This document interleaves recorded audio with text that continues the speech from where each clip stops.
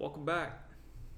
In our next installment in Great Games in Chess History, we're going to be looking at the first American player to leave their stamp in chess culture and history, the great Paul Morphy. Now, Morphy was another player from the mid 1800s that was from New Orleans. He's considered to have been the greatest chess master of his era by far, and Morphy was a prodigy of the game, dominating all opposition, often giving odds while he's doing it, up to queen odds. And Morphy is known as the pride and sorrow of chess because he had a brilliant chess career but retired from the game while still young at the age of 22. His retirement was a transition into an attempted career as a lawyer.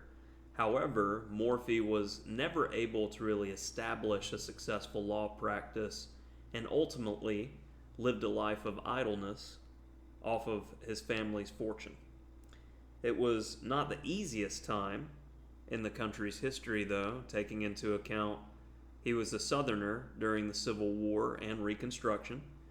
And as he attempted to work with clients in his law practice, all they ever wanted to talk about was his chess, by his own accounts. It should be taken into account that the prevailing sentiment of the time period for a chess professional was that it's an amateur activity and not worthy of a professional pursuit or career. It's just not considered a serious occupation, and it was often seen, chess professionals were very much seen in the same light as professional gamblers. So, understandably, Morphy coming from a sophisticate background, this caused issues for him in his occupation choices.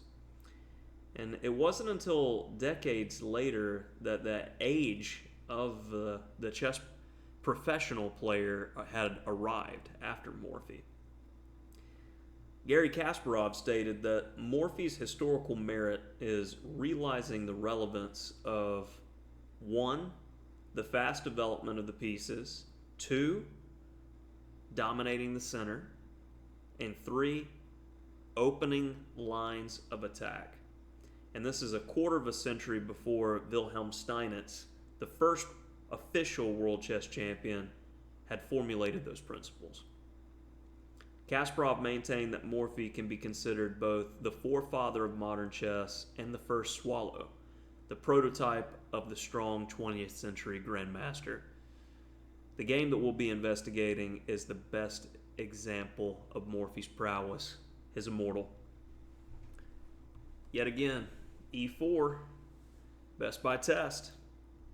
e5, and now not a king's gambit, but the standard move that we see in modern practice today, knight f3, hitting the e-pawn, d6, and this move order of the Philidor has gone completely out of fashion, with white scoring the better part of 65+% in the database. It's definitely a rare guest in modern practice, especially in long time control games.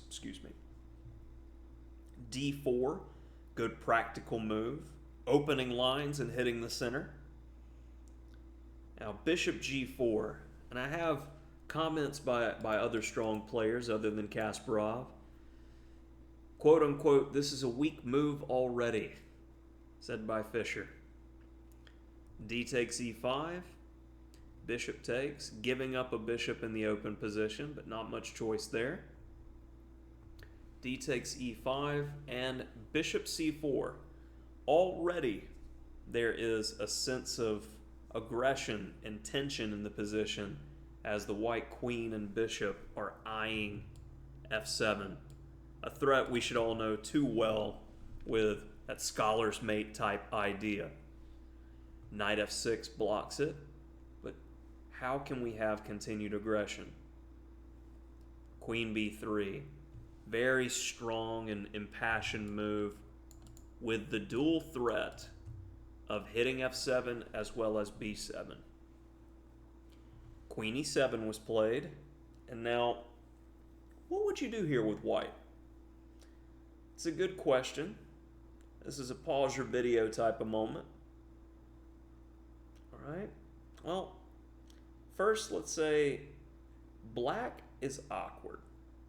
In our first video, we talked about the 3 advantages of chess and their interplay.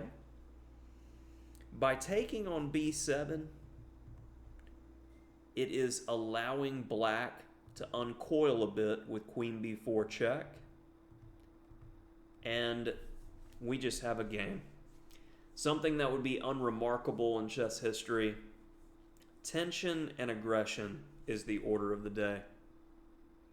After queen e7, knight c3 was played, protecting e4 and getting control over more squares. Now, if queen b4 is tried now, we'll simply play bishop takes f7 and bishop g5, where white has a commanding lead in development and will look to be castling queenside. After knight c3 in the main game, black makes the attempt to control some key squares with c6, taking away b5 and d5. But Morphy is a legend at finishing development. And already in this position, black's in essentially a zugzwang here. He can't develop the queen's knight because the pawn is hanging. The bishop is blocked because of the queen on e7. And that was an observation by Fischer. So b5. And from here on out, this is where I would like for you to try to pause the video and calculate the nuances in the position. And already this is close to a white to play and win. All right, hopefully you pause the video. Knight takes b5. And this is the genesis of a beautiful tactical combination, which takes full measure against the black king that's stuck in the center. Check. How do we add the most intensity and pressure to the position? Full scope is on the knight as all of our pieces are getting involved. Rook d8, trying to hold it together. Now what would you do? We have one piece that's not doing anything. Let's get him involved.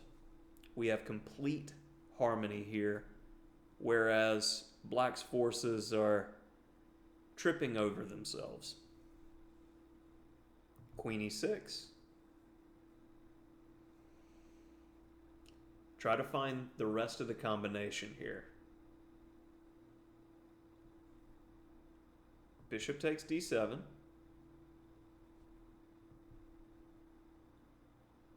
Hopefully you found the beautiful queen sacrifice, queen b8, only move, and mate. And Morphy definitely earns the title in chess history as the pride and sorrow of chess because he was so brilliant, but understanding the time period that he lived and his personal struggles with an attempted career as a lawyer, it's understandable why he stopped playing and did not return to the game after his stint. He was so much better than many of the leading players of the day that he was giving them odds. And that's just unfathomable how much better Morphy was than the other players. That's just mind-blowing. Hopefully you're enjoying this series. It's a pleasure always to go back through these games, and I hope you're enjoying it as much as I am.